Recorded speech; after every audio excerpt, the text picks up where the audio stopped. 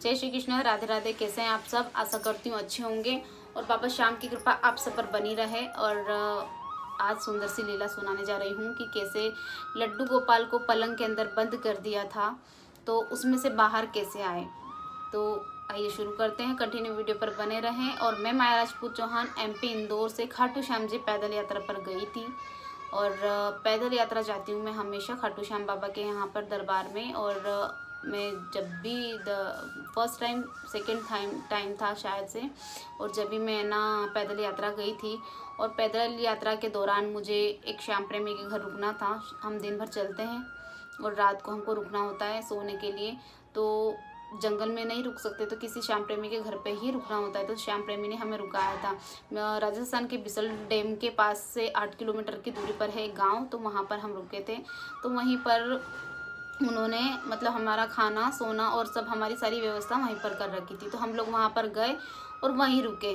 अब वहाँ पर जाने के बाद में हमारे साथ में बाबा श्याम होते हैं, खाटू श्याम बाबा, और मेरे लड्डू और मेरी राधा रानी भी होती है। तो उनको फिर वहाँ पर बिठाया और मैं 21 ध्वजा लेकर जाती हूँ यहाँ से इंदौर से।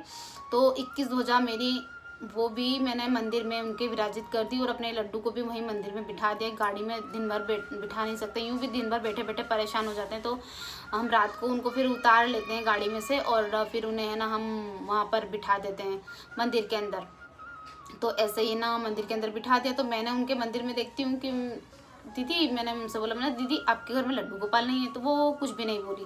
फिर मैंने फिर से बोला कि दीदी आपके घर में लड्डू गोपाल नहीं है? तो बोले नहीं, हमारे घर में लड्डू गोपाल नहीं है। अब लड्डू गोपाल नहीं है ऐसा बोल दिया। फिर ना बातचीत करने लगी, खाना वगैरह खाया हमने, खाना खा के फिर बैठे और फिर बातचीत करने लगे।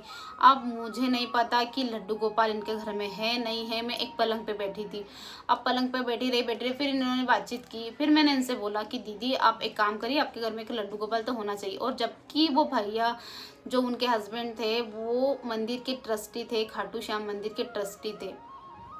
अब इतनी सेवा देने के बाद भी उन्हें कुछ ज्ञान नहीं। ऐसे अज्ञानियों का क्या करे। अब मैं नाम तो नहीं लूँगी उनका। तो उन्होंने मतलब लड्डू गोपाल को कहाँ छुपा रखा था, आइए मैं अभी बताती हूँ आपको। और रात भर हो गई, रात बीती, लड्डू ने अपना कार्यक्रम भैया शुरू कर दिया।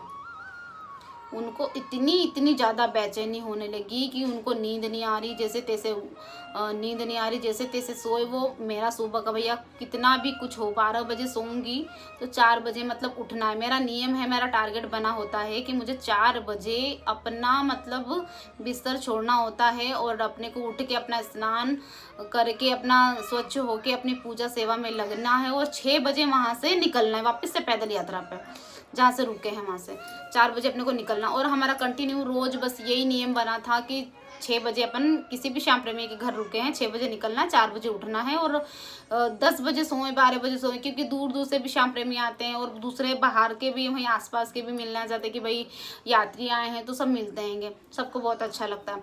तो उस लड्डू गोपाल को उन्होंने पलंग के अंदर बंद कर रखा था। अब उन्हें हो रही बेचैनी। अब उनको लगा कि अब ये दीदी जाने वाले हैं तो 6 बजे, अब 6 बज गई, अब निकलें।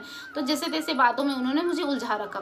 बोलती दीदी मेरे घर में लड्डू गोपाल है। मैंने कहा है लड्डू गोपाल? तो बोलती कि मेरे पलंग के अंदर। मैंने बोला है पलंग के अंदर लड्डू गोपाल? पलंग के अंदर लड्डू गोपाल कौन रखता है? तो बोला नहीं दीदी है इसके अंदर लड्डू गोपाल। तो मैंने बोला आपने झूठ क्यों बोला? बोले मेरे हस्बैंड बोलते ज़्यादा पूजा सेवा नहीं करना चाहिए लड्डू गोपाल की, नहीं तो है ना वो लड्डू गोपाल में है ना प्राण आ जाते हैं, तो इसी के कारण है ना वो फिर दिक्कतें शुरू हो जाती है, फिर उनकी सेवा चाकरी करते रहो। ऐसा बोला उन्होंने। मेरा दिमाग खराब हो गया। मतलब पागल आगल तो नहीं हो दीदी आप? मतलब पलंग खोलो, पलंग खोलो अभी जल्दी से फटाफट। जैसे पलंग खोला तो मैंने उनकी कंडीशन देखी प्रभु जी की, तो मेरा तो इतना दिमाग ख़राब हो गया। मुझे तो इतना तेज़ तेज़ रोना आ रहा कि मुझे कुछ समझ नहीं आ रहा, कुछ भी समझ नहीं आ रहा कि वो उन्होंने कन्हैया की क्या कंडीशन कर रखी। मेरे को इतना गुस्सा आया, मैंने तेज़ तेज़ रोते हुए चिल्लाकर बोला। मैंने बोला कि दीदी अगर आपके बेटे को ऐसा पलंग के अंदर कोई बंद कर देता तो कैसा लगता आपको? उसकी सांसें नहीं रुक जाती, वो मर नहीं जाता? ये तो प्रभु जी हैं, आप पर कृपा बना रखी। और आपको इतनी समझ नहीं है क्या कि आप लड्डू गोपाल को पलंग के अंदर कैसे बंद कर सकते हो? नहीं सेवा करते तो साइड में कहीं मंदिर में बिठा लेते, थोड़ा सा भोग ही लगाना था, थोड़ा सा भोग लगाते, अगरबत्ती, दूसरे देवी देवता की भी तो आप पूजा कर रहे हो, थोड़ी सी अगरबत्ती घुमा देते, धूप बत्ती लगा देते, क्या चला जाता आपका? आपने ऐसे कैसे कर सकते? तो फिर वो भी मतलब इतना तेज तेज रोने लगे। उनके मन में भी इतना दुख हुआ कि मैं क्या बताऊँ। मुझे पकड़ के बहुत रोए वो दीदी भी बहुत। मैं उनका नाम नहीं लूँगी, पर वो राजस्थान के बिसलपुर डैम के पास में उनका गांव हैगा, तो वो वहाँ पर रहते हैं। बहुत तेज से रोने लगे। मैंने अब रोने से कुछ नहीं होगा, अब हमेशा से इनकी ध्यान रखना, इनको भोग प्रसादी लगाना और इनकी खूब सेवा करना। तो अब वो बहुत सेवा कर रहे हैं और बहुत अच्छे से उन पर कृपा है। और ये तो बहुत किस्मत वाले हैं कि ठाकुर जी ने कुछ बुरा नहीं किया उनके साथ में, उनको पलंग में बंद करने के बाद भी।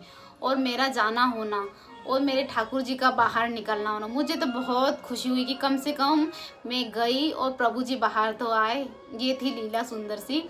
और ऐसे चमत्कार करते रहते मेरे कन्हैया, तो अभी ऐसे ही अपने भक्तों के साथ लीला करते रहते हैं मेरे ठाकुर जी। नहीं तो वो हमेशा पलंग में बंद रहते हैं। मेरा जाना होना और उनको निकलना था तो वो बाहर निकले, और नहीं तो वो हमेशा पन्नियों में पैक ही रह जाते। और उनको निकलना था तभी तो उन्होंने उनके घर बुलाया और मुझे बुलाया, और मेरे कारण वो निकल पाए। तो मुझे बहुत ही अच्छा लगा, क्योंकि ये उनकी लीला थी, उनको बुलाना था मुझे उनके पास, तो उन्होंने मुझे बुलाया। और मुझे बहुत ही अच्छा लगा कि मेरे प्रभु इतनी कृपा करते हैं और इतनी लीलाएं मेरे साथ करते हैं कि मैं खुद ही मतलब खुशी के मारे कुछ समझ में ही नहीं आता मुझे। तो मिलते हैं नेक्स्ट वीडियो के साथ। सभी को राधे राधे, जय श्री कृष्ण।